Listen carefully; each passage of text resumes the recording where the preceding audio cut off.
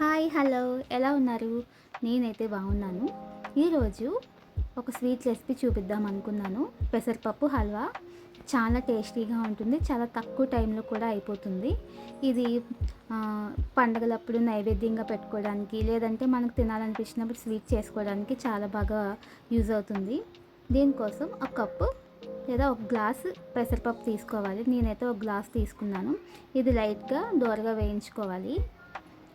ఇది కొంచెం వేగిన తర్వాత ఒక 2-3 టైమ్స్ వాష్ చేసేసుకోవాలి.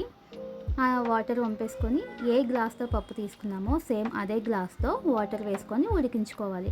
ఒక 2-3 విజిల్స్ అయితే సరిపోతుంది, త్వరగానే ఉడికిపోతుంది.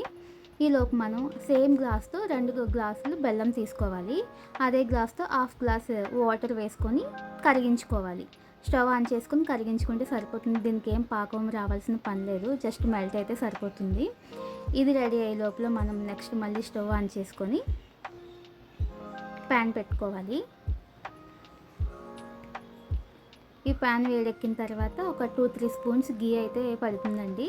ఒక 3 స్పూన్స్ గీ వేసుకొని అందులో డ్రై ఫ్రూట్స్ వేసుకొని వేయించుకోవాలి. నేనైతే కాజు అండ్ కిస్మిస్ తీసుకున్నా. మీకు నచ్చినట్టు బాదం ఇవన్నీ కూడా వేసుకోవచ్చు. ఇది అయిన తర్వాత మనకి ఒక గ్లాస్ హాఫ్ గ్లాస్ కరాచీ రవ్వ పడుతుంది. ఇది వేయించుకోవాలి. దీన్నే బొంబాయి రవ్వ అని కూడా అంటారు కదా. ఇది బాగా గీలో వేయించుకోవాలి. వేయించుకునేటప్పుడే మన దగ్గర ఆల్రెడీ ఉడికించి ఉన్న పెసరపప్పుని ఇందులో మిక్స్ చేసేసుకోవాలి. ఇది కూడా కరాచీ రవ్వతో పాటు బాగా ఉడుకుతుందండి. ఇందులో ఈ రెండు బాగా మిక్స్ చేసిన తర్వాత ఆల్రెడీ మనం ప్రిపేర్ చేసి పెట్టుకున్న బెల్లం సిరప్ని కూడా ఇందులో కలిపేసుకోవాలి. ఇందులో కలిపేసుకొని బాగా మిక్స్ చేసుకోవాలి. జస్ట్ ఒక 5 మినిట్స్ ఉడికితే సరిపోతుంది లో ఫ్లేమ్లో. చాలా ఈజీ అండి, చాలా టేస్టీగా కూడా ఉంటుంది. ఒక్కసారి ట్రై చేసి చూడండి. మీకు నచ్చితే కనుక ప్లీజ్ సబ్స్క్రైబ్ చేయండి, లైక్ చేయండి. అయిపోయిందండి, జస్ట్ ఒక 5 మినిట్స్ ఉడికితే సరిపోతుంది.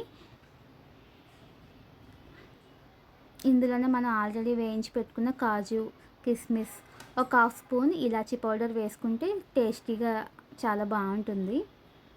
క్వాంటిటీ ఈ విధంగా స్మూతీగా ఉన్నప్పుడే మనం స్టవ్ ఆఫ్ చేసేసుకోవాలి, లేదంటే గట్టిగా అయిపోతుంది.